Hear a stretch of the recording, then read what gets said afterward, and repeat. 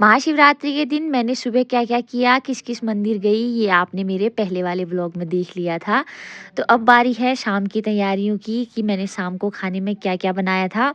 तो महाशिवरात्रि के दिन के लिए वैसे ही मैं बहुत ज़्यादा खुश हुई रहती हूँ, क्योंकि उस दिन मेरे महादेव और मेरी माता पार्वती जी की शादी हुई थी, और उनकी इस पावन पर्व के दिन मैं उनकी पूजा पाठ करने के लिए पहले से ही बहुत ज़्यादा खुश हुई रहती हूँ। तो आज का खाना बिल्कुल शुद्ध बनेगा, क्योंकि सबसे पहले भोलेनाथ जी को भोग लगाया जाएगा, फिर घर में सभी लोग खाएँगे। तो उसी की तैयारियाँ मैं दिन से ही जुट गई थी। आधे काम तो मैंने दिन में निपटा लिए थे, आधे काम मैं शाम को निपटा रही हूँ। जैसे कि मैंने तरुण और शकरकंद को पकाया था, थोड़ा बहुत दिन में भोलेनाथ जी को वो भी खिलाया, और मम्मी लोगों ने भी वो लोग खाए थे, क्योंकि मुझे ज़्यादा अच्छा नहीं लगता है तो मैं नहीं खाती हूँ। तो दिन में ही मैंने थोड़ा बहुत काम कर दिया था, जैसे कि आटा गूँदना, रायता बनाना, चटनी बनाना। बाकी शाम की तैयारियाँ हो रही है मेरी। सबसे पहले तो मैंने आलू बॉयल किए थे, आलू के गुटके बनाए थे।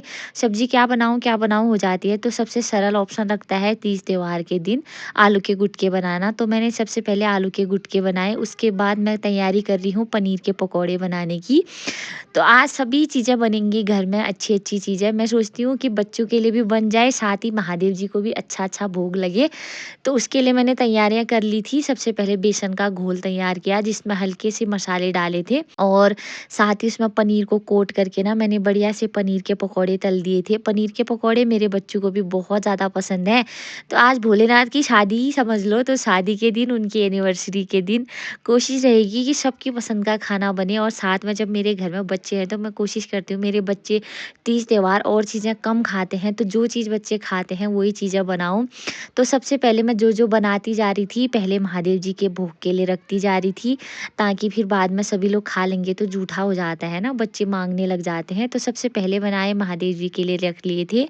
उसके बाद फिर बाकी के सारे पकौड़े मैंने एक-एक करके तल लिए थे। पनीर के पकौड़े ना बहुत ज़्यादा फूले-फूले अच्छे बने हुए थे। तो पनीर के पकौड़े तो बन गए थे, साथ में मम्मी-पापा की थोड़ा, अब बुढ़ापा ही है, वो लोग तेल-एल की चीज़ें कम खाते हैं, तो मम्मी-पापा के लिए मैं बनाऊँगी रोटियाँ। पापा भी बोल रहे थे मैं भी रोटी खाऊँगा करके, और बारों तो पापा पूरी खा लेते थे, लेकिन इस बार पापा की भी हो रही थी, मैं मुझे पूरी नहीं खानी है, रोटी ही खाऊँगा करके, क्योंकि इन लोगों ने ना तोड़ और शकरकंद कुछ ज़्यादा ही खा दिए थे, पेट में दर्द भी करेंगे कह रहे थे। तो मम्मी की तो फिलहाल तबीयत ख़राब थी, मम्मी बेचारी ने भी व्रत रखा ही था। तो फिर मैं उनके लिए रोटियाँ ही बना रही थी, तो मैंने गरमा-गरम फुलके सेके उनके लिए। सबसे पहले मम्मी-पापा लोगों के लिए खाना लगा दिया था, क्योंकि शाम तक उन लोगों की हालत ख़राब हो गई थी। पापा शुगर वाले हैं, मम्मी की भी तबीयत ख़राब ही है, आपको पता ही है। तो उनके लिए फटाफट से रोटियाँ बनाई, उनको खाना दे दिया था मैंने।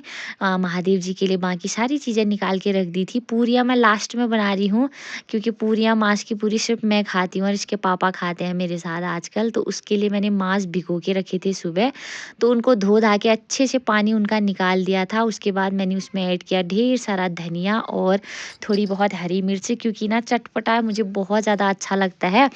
तो मैंने सारी मिर्चें काटी, हरी 4-5 मिर्चें काटी, उसके साथ-साथ ही जितने भी बेसिक मसाले थे, सारे मसाले ऐड कर लिए थे।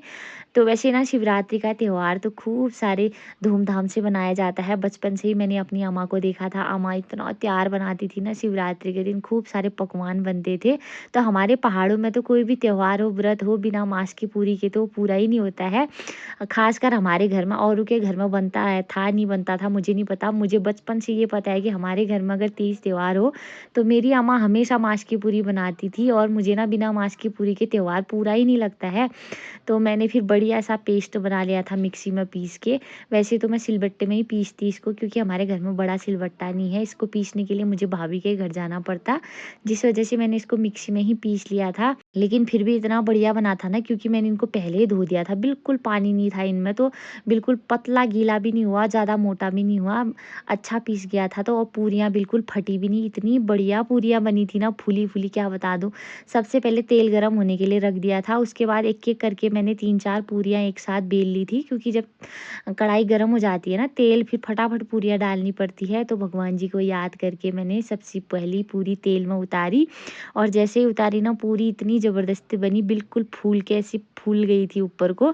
तो जब पूरियाँ फूल जाती हैं ना तो और ज़्यादा टेस्टी बनती है, अच्छे से अंदर से भी पकती है और खाने में भी बहुत ज़्यादा स्वाद आता है।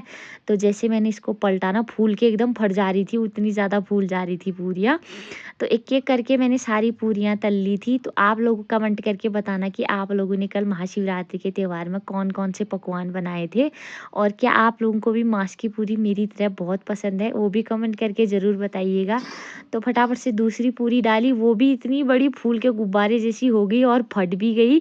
फिर एक तरफ मैंने खीर रखी थी साबूदाने की, उसको चलाने का काम मेरी सासू माँ कर रहे थे और साथ ही एक-एक करके मैंने सारी पूरियाँ और भी बेल ली थी।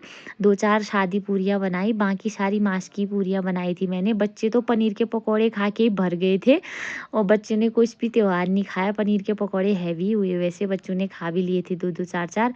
उसके बाद मैंने लगा दी थी महादेव की भोग की थाली, जिसमें थी खीर, रायता, पकौड़े, आलू के गुटके, चटनी, बटकू और माँस की पूरियाँ और साथ-साथ ही तरुड़ और शकलकंद जो मैंने दिन में ही महादेव जी को खिला दिए थे। तो सबसे पहले भोलेनाथ की पूजा पाठ की, भोलेनाथ को भोग लगाया, उनका आशीर्वाद लिया। उसके बाद इस तरफ पापा के लिए भी खाना लगा दिया था मैंने। तो सबसे पहले पापा जी के लिए लगाया, मम्मी ने तो खा लिया था पहले ही। पापा ने एक निवाला मुँह में डाला, बहुत अच्छा बना था भल, और फिर मैंने भगवान जी को याद करके खाना खाया। आज के व्लॉग में बस इतना ही। कैसा लगा व्लॉग? कमेंट करके ज़रूर बताइए।